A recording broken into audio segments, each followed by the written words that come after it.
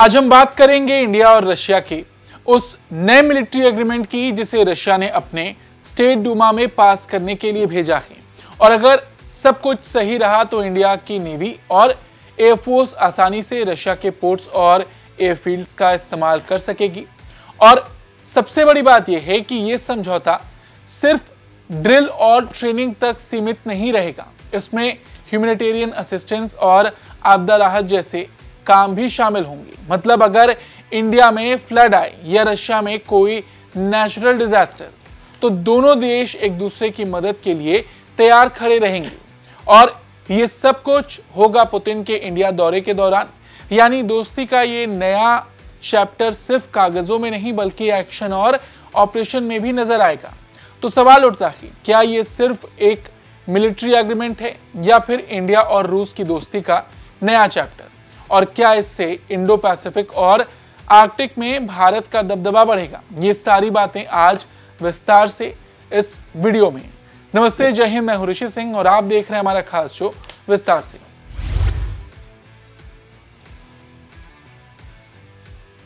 हाल ही में Russian government ने अपने पार्लियामेंट के लोअर चैम्बर स्टेट डूमा में इंडिया के साथ एक बड़ा मिलिट्री एग्रीमेंट पास करने के लिए भेजा है। इस एग्रीमेंट का नाम है reciprocal exchange of logistics agreement यानी रेलोस।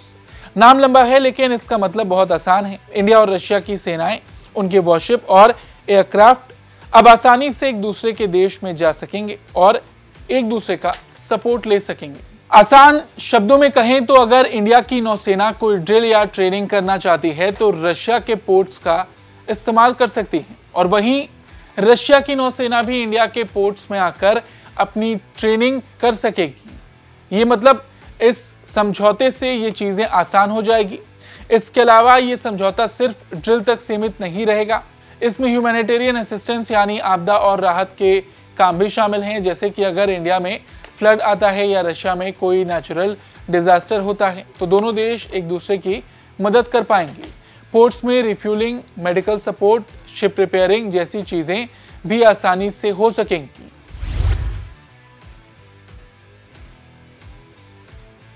इसका सबसे बड़ा फायदा इंडो पैसिफिक और आर्कटिक रीजन में होगा। इंडिया की तलवार क्लास फ्रिगेट्स और आईएनएस विक्रमादित्य जैसे एयरक्राफ्ट कैरियर्स जो आर्कटिक की ठंडी और मुश्किल कंडीशंस में ऑपरेट कर सकते हैं, अब रशिया के पोर्ट्स में आसानी से लॉजिस्टिक सपोर्ट ले पाएंगे।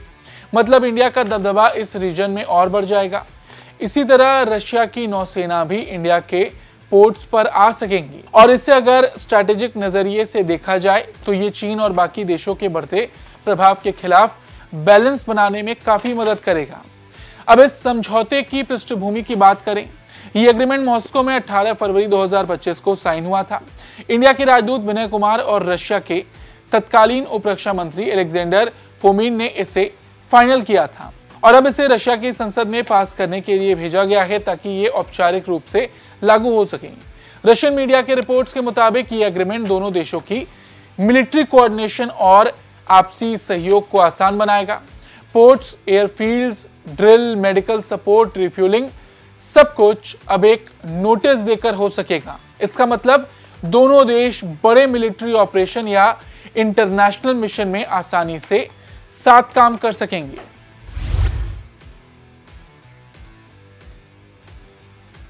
देखिए, आप जानते हैं कि मौजूदा हालात कैसे हैं। पाकिस्तान, चाइना मिलकर काम कर रहे हैं और पश्चिमी देशों का भरोसा नहीं किया जा सकता। ऐसे में इंडिया, रशिया जितना साथ मिलकर चलेंगे उतना दोनों देशों के लिए बेहतर होगा, क्योंकि रशिया पर भी इस वक्त पश्चिमी देशों का भारी दबाव है। इस समझौते से सैन्य गतिविधियों की प्रक्रिया आसान होगी। बड़ी बात, दोनों देश एक दूसरे के मिलिट्री बेसिस और रिसोर्सेज का शांतिपूर्ण उद्देश्यों के लिए उपयोग कर सकेंगे। और बड़ी बात, ये समझौता भविष्य में आर्कटिक क्षेत्र में होने वाले जॉइंट एक्सरसाइजेस पर भी लागू हो सकेगा। अगर इसे थोड़ा और स्ट्रैटेजिक पर्सपेक्टिव से देखें, इंडो पैसिफिक रीजन में इंडिया का दबदबा और मजबूत होगा। दोनों देशों की सेनाओं के बीच आपसी सहयोग और मजबूत होगा। जैसा कि हमने पहले भी बताया, भविष्य में अगर कोई आपदा, नेचुरल डिजास्टर या स्ट्रैटेजिक चैलेंज आए तो ये एग्रीमेंट बहुत काम आएगा। ये एग्रीमेंट सिर्फ मिलिट्री ही नहीं बल्कि पॉलिटिकल और इकोनॉमिक फ्रंट पर भी बड़ा और जरूरी माना जा रहा है। इंडिया और रशिया ने हाल ही में ट्रेड और कॉमर्स के कई एग्रीमेंट्स भी साइन किए हैं। जुलाई 2024 में दोनों देशों ने 2030 तक $100 बिलियन वार्षिक ट्रेड टारगेट और अपनी अपनी करेंसी में पेमेंट सिस्टम बनाने की सहमति दी थी। रशिया के राष्ट्रपति व्लादिमीर पुतिन की नई दिल्ली यात्रा जो 4 और 5 दिसंबर को हो रही है, इस एग्रीमेंट को फाइनल रूप देने का मौका है। ये 23वीं इंडिया रशिया वार्षिक समिट होगी। यहाँ डिफेंस और स्ट्रेटेजिक कोऑर्डिनेशन को नया आयाम मिलेगा।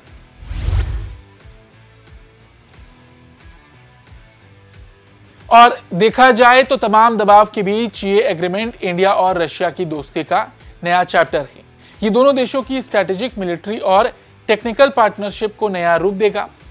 इससे क्या फायदा होगा? इंडिया की नेवी और एयरफोर्स अब रशिया के पोर्ट्स और एयरफील्ड्स का इस्तेमाल कर इंडो पैसिफिक रीजन और आर्कटिक में आसानी से अपनी मजबूती बढ़ा पाएंगी।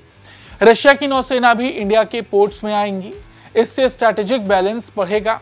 कई देशों की बढ़ती मौजूदगी के खिलाफ ये बहुत अहम माना जा रहा है। अब इतना ही नहीं, इंडिया और रशिया के बीच रक्षा सहयोग की ये नई पहल पुराने और मजबूत रिलेशन को और मजबूत करेगी।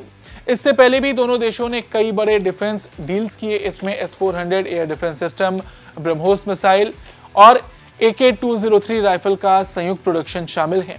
अब इस नए एग्रीमेंट से ये सहयोग और गहरा और आसान हो जाएगा।